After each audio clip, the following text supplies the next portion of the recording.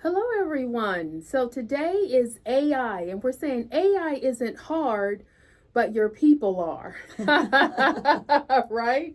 And so when I thought about I thought about this theory that I heard about in regards to it's called the 80-mile theory. And what that is you're driving, right? You're in the driver's seat and you're driving 80 miles per hour, but you know where you're going. You know why you're changing lanes. You know the speed that you're going is great, and you know your exit, you know your destination. Now imagine if you are the passenger driving 80 miles an hour down 4 here in Florida, if you could ever get on 80 at 4 on 4. But imagine you are the passenger and you don't know the destination. You don't know what's happening. So it could feel reckless to you. And even though the driver feels like they are in control, they are the Tom Petty of driving, you as the passenger feel very out of control. You feel out of your, you don't feel like you know what's happening. And I feel like that is a lot, that's what's going on now in organizations when we're thinking about AI. Because leaders, we are harnessing AI, we're putting processes in place, we're doing the things to get people up and running in AI, but the passenger, i.e. the employee, feels like what does this mean for me? What's going to happen to my role? I don't understand. They're talking about this AI, so it could feel reckless the way that we're going about it. And I know here at Omnia, we just about 6 months ago, maybe a little bit longer, really instituted a strong process in introducing AI to our team. So, Keather, go ahead and talk a little bit about that. Yeah. So, one of the things I'm always proud of at Omnia is we don't just get on these webinars or podcasts now, we're podcasters, and talk about the things that we haven't done or aren't doing ourselves. So, we have begun an AI journey at Omnia, and I have to go back a little bit, Tonya, because there's a funny little anecdote here that happened. It was probably a year ago, maybe even longer now that I think about it. Tonya sent me a note on Teams and said, "Hey, can I call you? I've got something really cool to show you." And I said, "Sure." And so we get on the phone, and she shares her screen, and she starts showing me this tool she's found. And isn't this cool? I put in just a couple of bullet points, and it wrote this content for me, and I freaked out, honestly. Yes, very much so. The world was ending. I said, "Ooh, that's creepy. I don't like that. Yes. That's scary." So I can relate to how some of our clients and maybe some of you on the podcast here might also be feeling, because according to our talent trends survey, while AI adoption doubled this past year when we did our annual survey, there's still only about 40% of our clients using it in talent strategy. Right. So I was not the driver. there She yet. was the passenger on that instance. Yeah, you were definitely the driver. And one of the other things that we talked about in our talent trends report, which I think is really important, is that leaders were doing a better job of meeting with their people, doing one-on-ones, engaging more with their teams. And yes, we were embracing this AI journey, but formal development was starting to falter. Yeah. And so we took a stance and said, if you're going to take your employees on this journey, you've got to train them with you. So just again, in all transparency, what we did first was we engaged a consultant. We got an expert to help us who focused on businesses like ours. And the first thing he did was a needs assessment. And he interviewed our employees to find out where were their headsets. He also got to know their omnias, so he understood the behavioral profiles and the learning styles of our team. And then we implemented a customized learning plan along with a formalized AI policy and strategy. So we engaged with a large language model, a large language learning model, and we put in place restrictions, guidelines, policies for our employees to make sure they felt protected and safe, Yes. which we learned in our assessment was really important. And then we rolled out customized training. And the customized training were one-on-one personalized sessions that were adapted to every role. And again, those behavioral and learning styles. And then we did group sessions as well. So we have fully implemented now. We've got everybody using it in their jobs. And I'm really proud of Right. us and our journey. Yeah, I think what really helped with the consultant was that one-on-one because, of course, everyone in our organization, probably yours too, when I talk to people, everybody wears more than one hat. So it's not just we can teach you on this XYZ. We need to know about A, B, C, D, E, F, and G, as well as X, Y, and Z. So that personalized the personalized sessions that we had really is where the consultant came in and said, what do you do every day? And then he helped us learn and understand how AI could help us do that quicker, better, more effectively. And so I think that was really the best part of the consultant piece. And this is coming from someone that was a very early adopter. November, I think it was 2024, excuse me, is when I, first launched it. So that was helpful. Yeah, you went full on. You Yeah. went full on. Tanya, did you think we needed the training at first? No, I did. Well, I did not think that everyone needed the same level of training. And so that's where that personalization helped because I was so early adopting it, I was very far along compared to the other people on the team. So I didn't think we needed the training. I think but the personalization is where I felt that was worth the goal. That was worth what, Right. the benefit. It's great. I bring this up because you sit on our executive team. You lead our customer success and product optimization, and we go into these decisions together. I try to build consensus every time. And one of the things that I have heard, I just was in a recent conversation with a peer network that I'm in, and that was one of the struggles in their organization was board buy-in, that they needed to make this investment to train people, and that couldn't people just learn it on their own. So you were there too a little bit because you were finding it so easy, and you were learning as you were going. Why couldn't everybody else? Right. So, but I love that you came around to the fact that we had the right resource, I think, to Right. help us make Perfect. it Yes. personalized and meet people where they were. Yes, and that's the whole thing about meeting people where they Yes. are in regards, and that's in regards to any part of the AI. When you're trying to bring it into your business, this is not to say that you need to bring AI and it takes over every single part of your business. Right. Some people just start in, maybe I know right now the hot topic is people are starting with the interview process. Like, how are we going to institute this? How are we going to bring this in to our hiring, to our trainings at some point? You can have some AI do some training pieces for you too.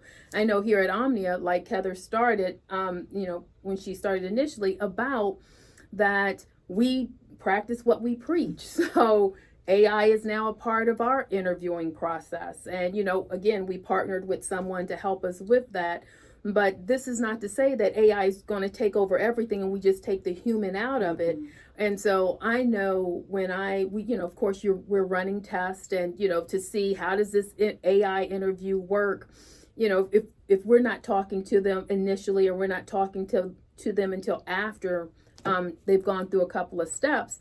And so I was a tester of it. And I will say, as at the age that I am, this was my first time ever having to do an AI type interview. I mean, I've been with Omnia almost 19 years. It'll be 19 years in September.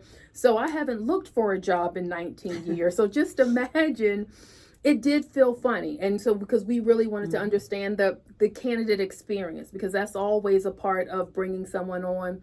As soon as they click they want to apply, you are now, kind of, your brand is out there. And so you want to make sure that every step of the way it feels good. And so that was one of the pieces was, it felt strange, but it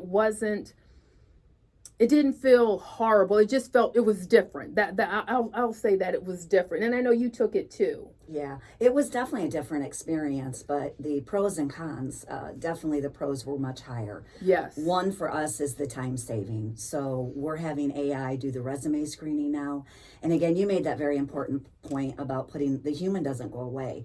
We informed the AI what we're screening for. We ranked the scoring, like what's most important, what needs to be required.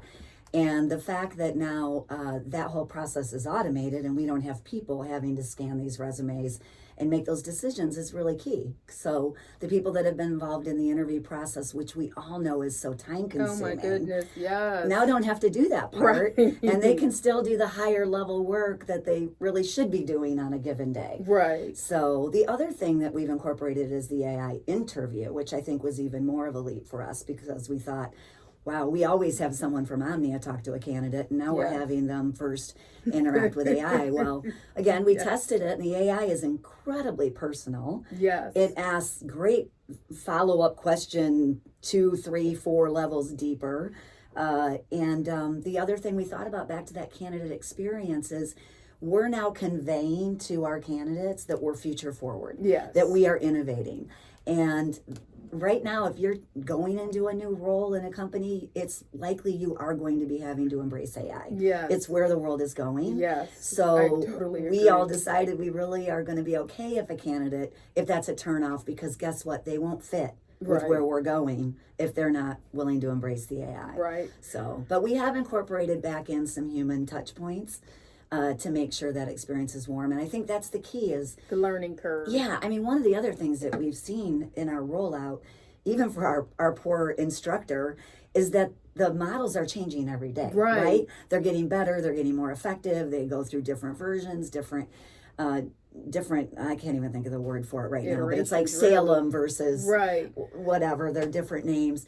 And so you have to adapt, you have to be agile. Right. So yes, I mean we're all learning this together. This is one of the great things about AI. We all have experienced its onset at the same time, where you know you have we do generational webinars where we talk about, you have people that are in your office that grew up on a typewriter and other people that grew up on digital a computer. Natives. Right. We're all AI natives. Right. We together. are all right. So that's a great part of it. And then, you know, going back to the interview, the AI interview, what I liked about it, and my clients struggle with this, I hear this all the time in regards to asking the next question or going deeper. The AI interview, if the candidate does not answer it clearly, it goes back and says, okay, I got that, but what about this? And I think sometimes in the interview, as humans, we don't want to make people feel uncomfortable. Like, okay, I guess that's your answer, and we're going to write that down.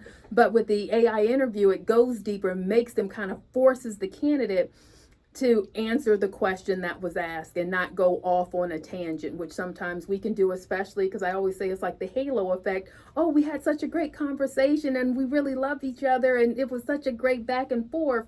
But then when you go back on your notes, did they really answer questions, or did we just bond because we both like to talk? So the AI interview can help avoid some of those pieces as well. Takes that potential for human error out of the equation. I like that too. Yes. Tonya, I want to back up a moment again, because again, we heard that only 40% of our respondents were actually adapting or adopting AI in their businesses right now. And I was recently at a conference where they did a session all on AI in the insurance industry, and a lot of our clients, and I know attendees today, are in insurance. And they had some people there talking who have adopted it, and then there were some organizations who have not adopted it, were talking about it. And I heard a very interesting example that I want to share, because I think this could reflect where some of our listeners are. Just hearing that some are not sure we should do it, or if we should do it for everybody. Does everybody get the AI? So this one company actually did some analysis through their IT department, and they had not launched a formalized AI initiative yet in the company. Through the analysis, they found out that 65% of their employees were already using an AI model. Right. And all of them were using company data in those AI models. Dun, dun, dun. IT is blowing their heads right now. Oh my goodness, I can't believe. So, and that is our number one fear, right? The data protection and the privacy and all of that. But guess what, folks? Everybody's using it. Look, Tonya admitted she started using it way early. I did not put any company data into Chat GPT. I just want to make that clear. Go proceed now, Keather. You always do the right thing. So, but I just want to make that point. So if you're not on the journey yet, or you pretty much probably don't think you're on the journey yet, and it's probably likely that your employees are. Right. So I would really recommend that you start first with that vision of where do you want to go, and putting some policies in place and going ahead and engaging with one that will protect your data.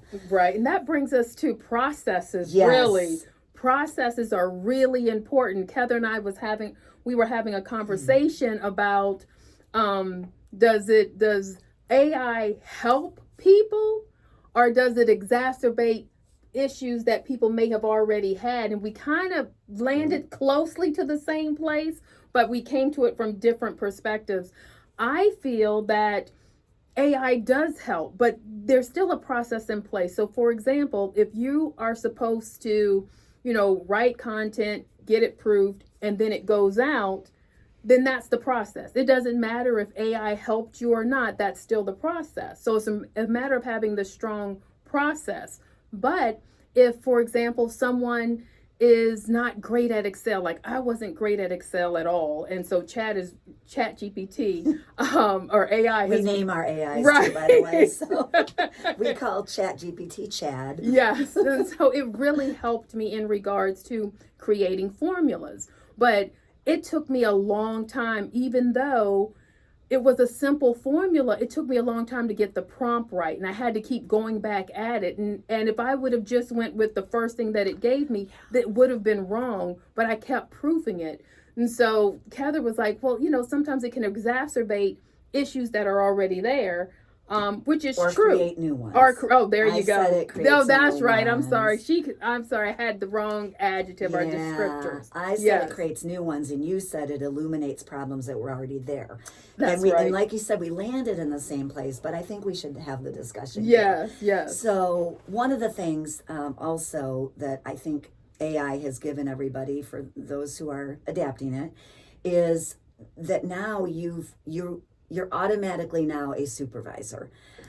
You've got an assistant, or I've heard people refer to AI as treat it like an intern. And not everybody has those skills to lead and give instruction and clear direction, right? We have a lot of individual contributors who are used to doing their own work and taking instruction, but not giving instruction. True. So the point I was making is, if you're not great at proofing, and you see this amazing Excel spreadsheet come back, I have to admit I fell for it a few times. It produces, especially Claude, produces some really pretty spreadsheets and data.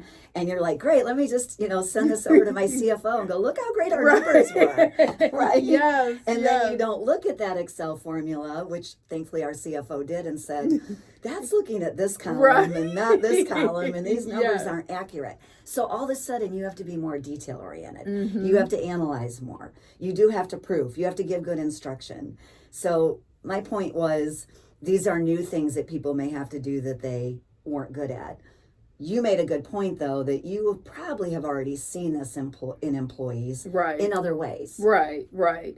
So, it doesn't it does help the employee get through things quicker. But if there was already an issue or a concern in regards to how they set up their work, how they set up their day, that's probably still going to be an issue, because their thought process is still going to type out the words that they're going to put into an AI system. And we all know AI tries to please you. That is, so if you say you want this, AI is going to do its darndest to give you that, even though that is wrong. It's going to try to please you. So, my little tip is always say, what is wrong with this? And so that will make AI think opposite. So it won't try to please me and get stars from me. And I'm a little mean to my AI too. So and I'm nice. Yeah.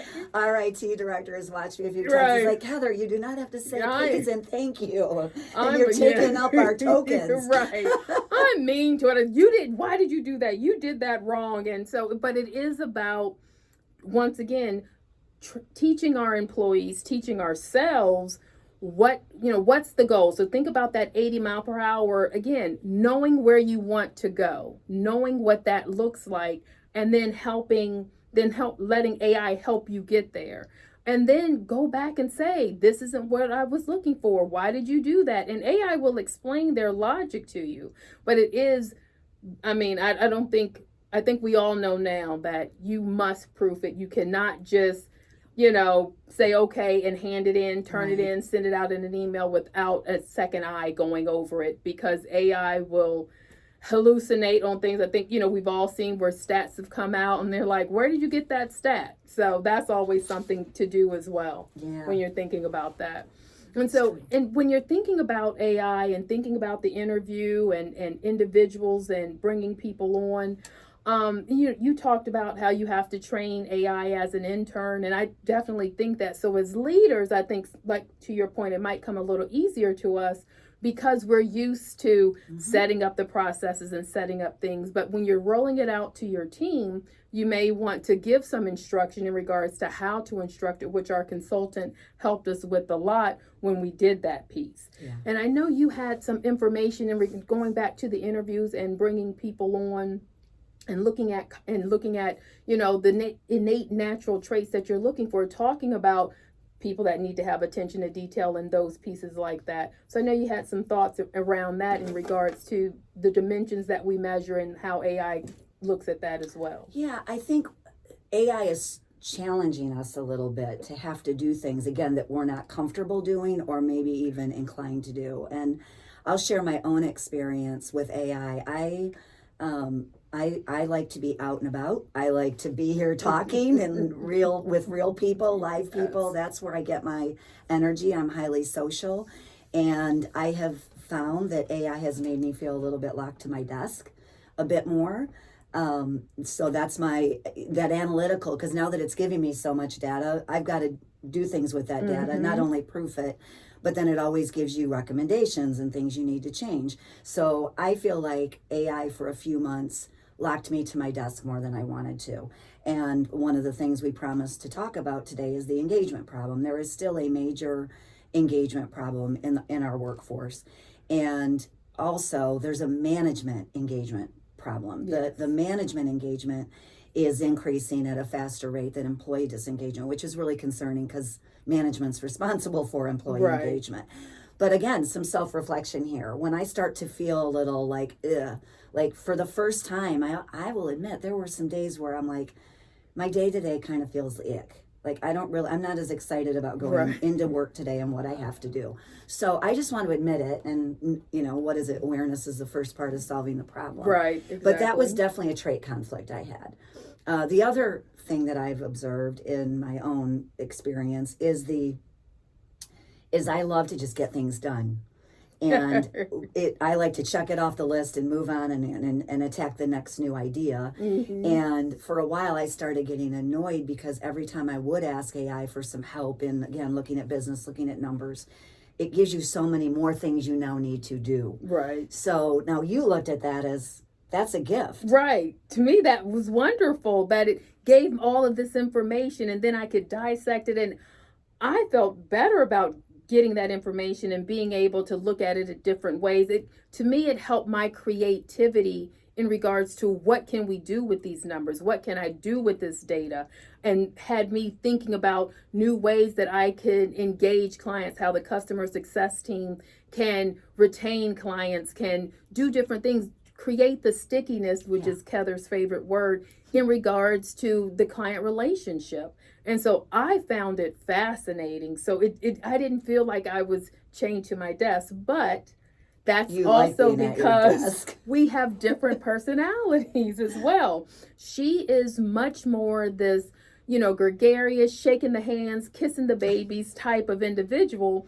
And I am more analytical in regards to more reserved, I'll say, in regards to my communication style. Now, I have equal amounts of both. So if you see me out in public and I'm supposed to be an engaging person, then I'm going to be an engaging person.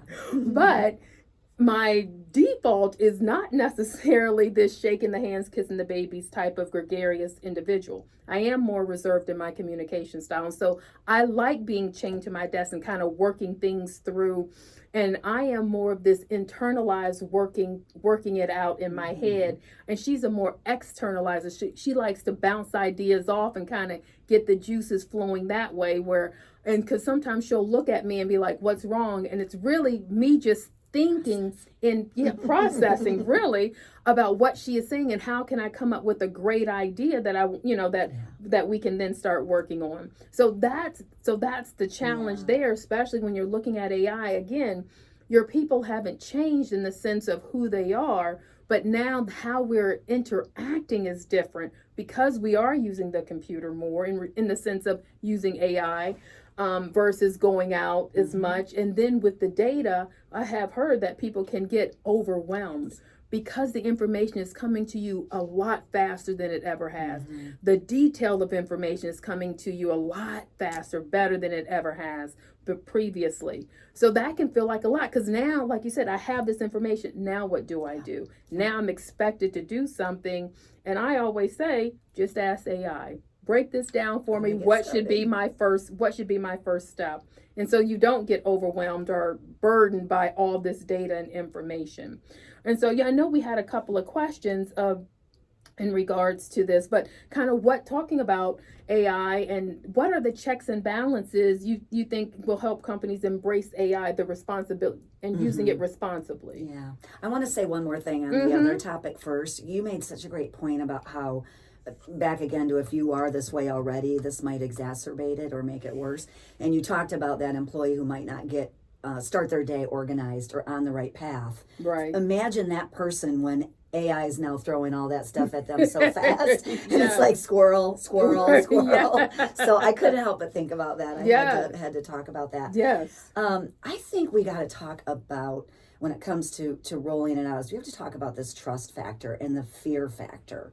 And again, it's leadership's trust and managing our own fear with where this is going and what this is going to do. And then again, bringing our employees along with us. And there's a lot of concern out there, I think, that companies are going to use AI for bad instead of good. And again, this has been, I've really been lucky to go to a lot of sessions on this topic lately in my CEO council circles and also in these industry events. And that's what's talked about a lot is, okay, we're adopting AI, we're rolling it out, we're going to train our teams, and then everybody's like, and then you're going to do away with my job. Right. Then that's where some disengagement can come into play as well. That fear and that trust factor, and trust is the foundation of engagement. So when we're doing this as leaders, we've got to be very clear about what our goal is. And there is no doubt, we talked about it already in the interview process, we are saving people's time. We are saving money by doing this. But the way we're looking at it is that means we can do something more with that person. We can get more out of that person. Right. And I heard this company talk about how everybody feels elevated now in their roles because they are empowered with AI. And I also heard an organization, which I thought was so cool. She said, this is a head of HR who was speaking, and she said, I am having more fun in my job than I've had in years because wonderful. I'm able to work at this higher level now. So if we can help our employees do that, see that, we've heard this quote a lot. People aren't going to be replaced by AI. They're going to be replaced by people using AI. Right. So when we get started, back to your original question, I'll land the plane here. Where should leaders get started? I think we got to be clear on what our vision is and then be very transparent and communicate and follow through on our promises to our people that we're going to help you elevate. We're going to empower you and elevate you, not replace you. Right. And to that point, I have a great question, if I do say so myself. Do you think, when you talk about this elevation, right, where people, I'm smarter than I thought I was. Are you concerned about now people saying, well, this is what I'm doing now, and now asking for more money? That's really interesting. Well, I have an employee who has elevated so much in her role that I do think she deserves more money because she's doing more valuable things than she's ever done with AI. Right. And I'm watching how she's evolving with the knowledge and the ability to use it to make herself more impactful. So when that happens, when we've empowered someone and we've elevated them and now they're delivering larger impact, more positive productivity, and you can measure it, that's key. You can see it, you see the numbers, then I do think they deserve more money. Right. I mean, I had a client that asked, was nervous about, he was nervous about one, more money, and then nervous about people leaving. And so then that's when we went into the engagement piece about what are some of those signs that that you can tell if is someone disengaged. So what do you look for if you think, oh, is this person disengaged or not? Yeah, I'm so glad you asked that question, because that's always, that's an evergreen leadership issue, and it's not anything about, honestly, AI. Engagement is an issue. And in fact, AI gave me this statement. I will say it, and I love it. Disengagement is not an event. It doesn't just happen. It's a drift. It happens over time. And if you've got really productive employees, think about someone, a top sales producer, and if they've built a great book and they've got great clients and relationships and they've got a strong pipeline, they could be fooling you, because they could still be producing, but they could be looking elsewhere while they're producing. Who hasn't had that happen to them? That's managed salespeople, right? So leaders have to be in tune. You have to know the signs. You got to know your people. You got to know the difference. So if I've got someone who always shows up to the meeting early for small talk, and then all of a sudden they're not, ding, ding, ding, there might be a problem here. Yes. So, and again, maybe I could have AI watch some habits and trends. I'm not a big fan of the jigglers or the looking at the green and the red and the blues. Don't do that. But you could use technology to do that. But this is where leadership really matters. This is where you know your people, you know the signs, you know the behaviors, and you've got to have that engaging conversation. Yes. And again, this is where behavior profile comes in as well. So say that it wasn't me, but it was one of my employees who was having the struggle of now feeling like they're too locked to their desk. Using AI. If I had a salesperson and now I'm asking you to spend time writing automated emails for a couple of weeks instead of going to networking events, again, we're going to have that trait challenge. So I need to know that employee. I need to know that they get fed when they're out and about. So maybe we stretch out that assignment. Maybe you take 4 to 6 weeks to write your email drafts and that marketing campaign. But you still get to go out and about. Because otherwise that employee is going to start getting disengaged. And they'll stop showing up for meetings early. You'll see their production go down.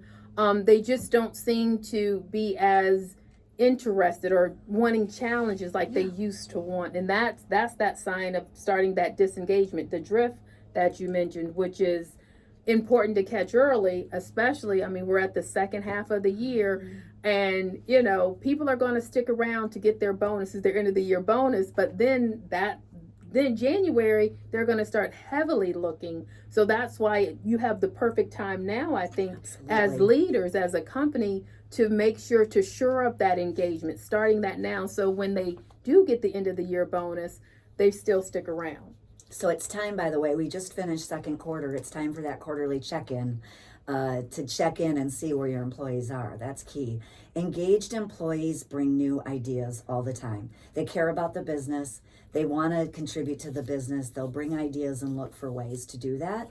So again, that's another sign. If you got an employee who all of a sudden isn't bringing new ideas or asking for those challenges, like you said, that could be a sign that they're starting to drift away. And no better way to have that than a quarterly check-in to just ask and touch base on how it's going. And that is a perfect segue into Jane's question that we got in the chat. It says, how should leaders adapt AI-enabled work when the same process increases engagement for one personality type but reduces it for another? That is a great question. Thank you so much, Jane. Well, personality, I always say I didn't come up with this, but leadership is an individual sport. You can have the process, so you have the rules. This is what must happen. But then how do we communicate that? I have people on my team that are very detailed. So I know with the AI, when we did the rollout with the new initiative, I had to give very detailed instructions in regards to this is how we're going to use it. This is how I see us using it. These are the things that you need to do. These are the things that we're putting in place. Where I had other members of my team that said, we're getting ready to do AI. I gave the big overview, kind of like the what's written in stone, what must happen. Like, you are not supposed to put this type of information in AI, and then kind of let them be creative. So with any process, you knowing your people at the beginning is very helpful, because you'll know who do you need to give more of that direction, the why behind the what, the mile markers, the big chicken turn left, like all of these landmarks to help them navigate to ensure that they're on the right path. And so that's where that person will feel comfortable. So that's typically more of your administrators, more of your even columns if you run Omnius. So it's more of your even columns need more of that instruction, that guidance.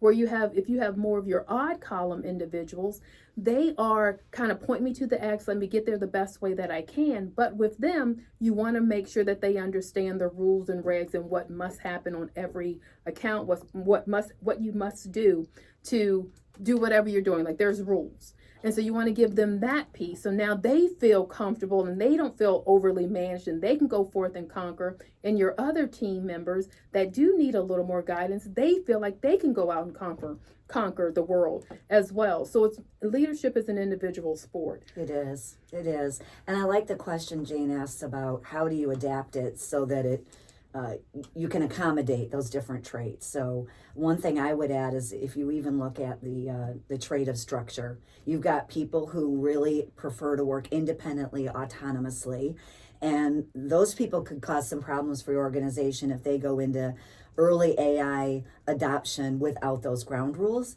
But you got to know they don't really like those they think they're like guidelines, right? Or could be pushed, suggestions, right? So you've got to honor their need to go out and play and be autonomous and independent in the way they're going to use it in their role, but definitely make sure they understand the guardrails.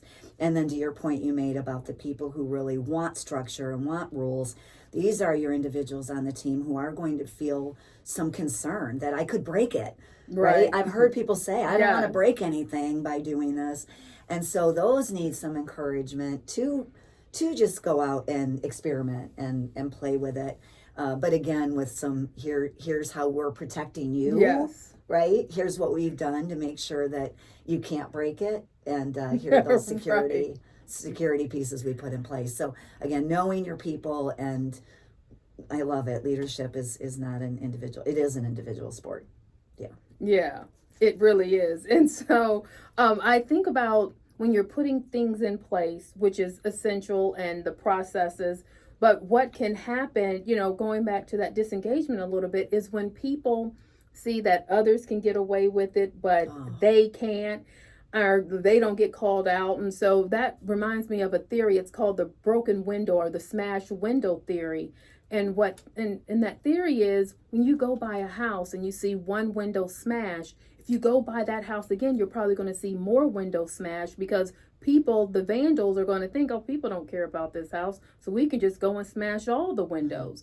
But if you go past that house, the window is smashed, and then someone fixes it, it's less likely to get vandalized again, because, oh, somebody's paying attention. So when you take that to leadership and take that into your teams, if you let things just go by and not call people out, not hold people accountable, then guess what? You're going to have a bunch of smashed windows on your team. Because if you don't care, if the leader doesn't care, why am I showing up giving 110% every day when John can show up and give 90, 50?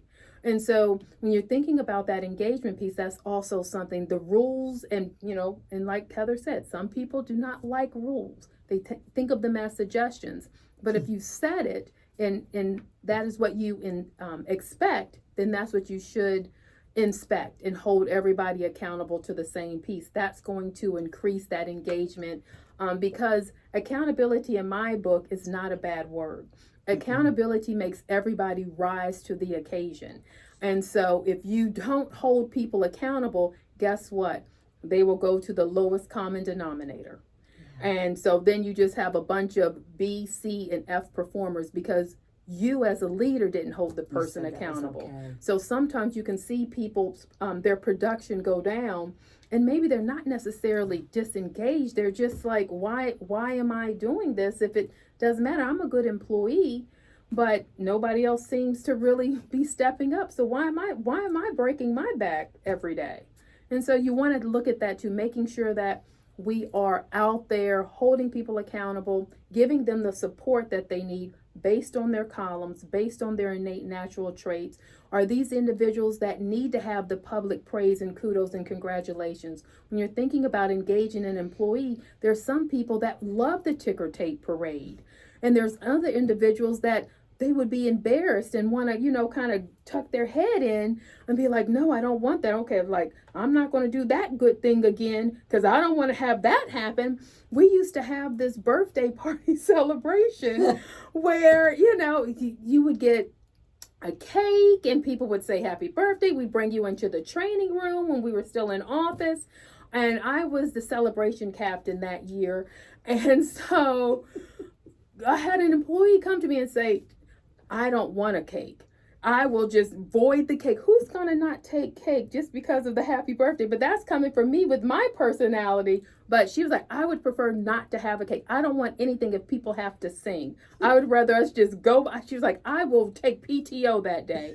So, I mean, it's that serious to some people. And she was not joking. So I want to make sure that, I'm saying it tongue in cheek, but she was really serious in regards to how that celebration, where as a leader, you think you're doing something great because, the ice cream socials, the pizza parties and, bagels for the office and all of those great things, you think you're doing something so wonderful and it doesn't land the same way for everybody. And so when you're thinking about that engagement piece, that's one thing you also want to think about is the individual as well. Oh, for sure. I love that concept of the smashed window. It also makes me cringe a little because who as a leader hasn't had some smashed windows, right? So, man, I want to just pause there for a minute and say we all should be thinking about, do we have any, maybe we don't even have a smashed window yet, but we probably have some cracks, right? We've got some things we're letting people get by with. And one of the other conversations I've been hearing about AI is AI won't fix broken processes. It won't fix roles that are misaligned. If you've got the wrong person in the wrong seat, AI isn't going to fix that. So we have to make sure our processes are in place, our accountabilities are in place, our KPIs are clear. Now, AI can help us analyze our KPIs, maybe look at different kinds of forms, looking at leading indicators versus lagging indicators is a great example. But we have to have those systems and processes in place. And then as leaders, we have to hold everybody to the same standard.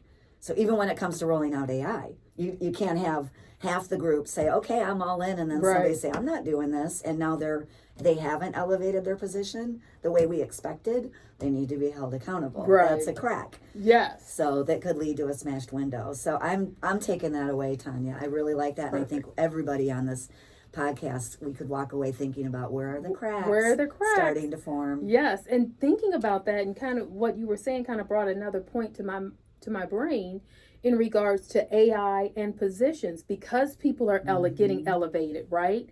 So now their role may look a little different because now maybe I don't need to have someone screening resumes, do they have a bachelor's degree or not, putting them in different piles. Maybe because they don't have to do that part, their job has changed a little bit. So you also have to think about how AI is changing the role that this person may be in right now, and then thinking about their strengths. So we always talk about, we're never trying to change anybody's columns or, what their innate natural strengths are. But now with AI, we may need to be looking at those strengths in a different context, in a different role, because while they were great at this resume screen and doing that piece, which is detail oriented, we'll just call it that. But now maybe AI can help them do some more analytics in regards to HR, the people that we're bringing in. So we're still using that strength, but thinking about it in a different way. So I think AI has also introduced new positions or new thoughts around positions as well. Yeah, that's where we got to get back to thinking about formal career development and formal career paths. Because you've made a very good point, is we are seeing, again, with this empowerment leading to elevation, that jobs are going to change. And people need to change with them. But again, we can bring them along as long as the adoption's there, and the engagement's there, and they want to be involved in that. It's really key. But I can see, again, that's where that fear starts, the trust starts to erode if we're not doing that and being fully transparent about that. Because if I just took 3 hours out of your time you spend in your daily job, the next question is going to be, are you going to cut my hours? Right. Or are you going to look for me to do something I don't like to do? Right. Now, how are we filling that time? Yeah. Are you going to ask me to start selling? Right. Do I know how to cold call? Right. So we have to be really clear.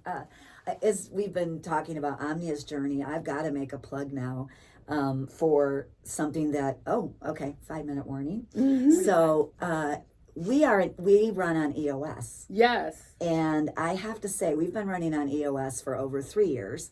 And one of the things that you do, and it's the Enterprise Operating System model, if you're not familiar with it, I highly recommend it. Would love to have a sidebar conversation with anyone who wants to know more. But one of the things that helps you get clear on immediately are your operations, your processes, your scorecard, your measures, all those things. And had we not done that, I don't think we'd have been able to roll out AI as effectively and efficiently as possible. Why I'm bringing it up is back to the accountabilities and having the right people in the right seat. Mm-hmm. So in EOS, you look at right person, right seat, and it has to do with values alignment and then also job fit. Does the person have it? And we look at, do they get it? They get what the job requires? Do they want to do the job? And do they have the capacity to do it? So as we're looking at elevating, as we're looking at taking less meaningful work, meaningful tasks, and automating them and thinking about what the people needs to do, that get it, want it capacity shifts. So again, while we're in the quarterly check, good time to look at roles, good time to look at the people in those seats. And again, how are they engaged? Do we need something different from them now? Being transparent about it.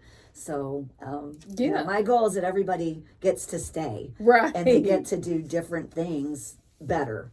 Yes. I was just speaking with the client. They were utilizing our development reports they were about to do right people, right seats. And so, and I said, we've done that. It's the hardest part of the EOS because you're really honestly looking at, is this person, right person, right seat.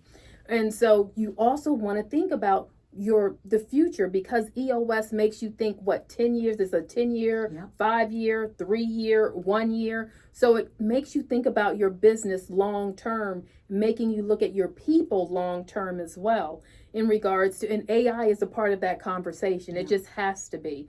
If you're not doing it now, you're like Keather said, your people are already probably doing it. So it's best to put some processes, put some things in place to help that. So they're not rogue agents, and all of your P&L statements are just out there for the world to see. All your client data. Right, just everybody. Right. Oh, scary. Could you imagine? No. Oh my goodness, no. But you want to make sure that those pieces are in place. Thinking about landing the plane, I think we're going to kind of start closing this out. My thing is, with AI, and especially if you haven't started, when we started, there was only a few companies out that were really kind of doing it in an enterprise level for a business. There's so many more companies now than we started. But I don't think you begin with asking which AI tool should we buy. Like, that's not your first question. I think your first question is really talking to your people and seeing how you want to use it. What are you trying to get out of it? What do you think? I agree. I think first you got to have a vision of how you want to deploy AI in your business and where you want it to be used, how you want it to be used, and then you think about what's going to work best for us. Do you think it's a department? I mean, do you think that you have to start many one companies places? using different. Yeah. Oh, I thought you meant, does it vary by department? Well, that too. But do you think you start in one place, or it has to be an overall thought for the whole company and not just the HR department? Because we talked a lot about interviews. I think that depends on how your organization is structured and how much autonomy different departments have. But I do believe there's got to be some sort of centralized vision for AI in every organization. Someone needs to be leading that out front of where are we going and how are we going to get there. But if different departments want to do it a little bit differently based on theirs, I've seen organizations doing that where they're using different models in different places, or multiple models now, right? So, I think and that's again, where it's you were because it's going with evolving. Yeah. the different, Yeah. like maybe Yeah. Copilot is best for you, maybe Claude is best for a different department, Yeah. depending on, content or where, Yeah. whatever, how you're utilizing But you know it. how I have a bias toward cohesion and Right. vision and working together in a unified focus. I just can't imagine having it all fractured or fractionalized across the company without that clear vision. And I think that's leadership's roles to make that happen. And if it's not happening in your organization, in your mid-level or maybe a frontline supervisor, I always say then speak up, Right. lift it up, speak it up, because I think you need to demand that of your Right. leadership. Yeah, I think that too. I think that the company needs to have a overall vision. Okay, we're going to use AI. These are the rules that we're going to use AI. And then I think it becomes more individualized, maybe by departments, of what tool we're going to use, like maybe Claude for this, ChatGPT for that. But I do believe that there has to be a vision of what this looks like. But I also think that you have to communicate to the team about, I don't think you can over communicate it enough, that this is not going to impact your role in the sense that you're not going to have a job here. Because I think we talked about this, not on this session, but previously, how companies have said AI is not going to impact, and then we see they hear on the news, I think Microsoft, someone just laid off 4,000 people, or it might have been Meta, I can't remember which one, but just laid off 4,000 people. And they had this big AI infusion, and so your people are concerned. Yeah. But AI is here to stay. Your people are concerned. So what would be your biggest thing to tell your people? Okay, yes, Keather, I know you said it's not going to impact my job, but you showed me here that now what used to take me 8 hours is only taking me 2. And you're going to say that so what you're going to pay me for? What am I doing for these 6 hours? And you're not going to make me quit. So I'd say, Tonya, what ideas do you have? What would drive you? Where would you feel fulfilled that you could do now with those extra hours? I really believe you got to bring your people along with you. Because like the employee I mentioned before, if you can help that person make more of an impact and do more and be more productive with these tools, you've got yourself a gem, and you've got yourself a really happy, engaged employee, I think. Yeah. But you gotta take this journey together.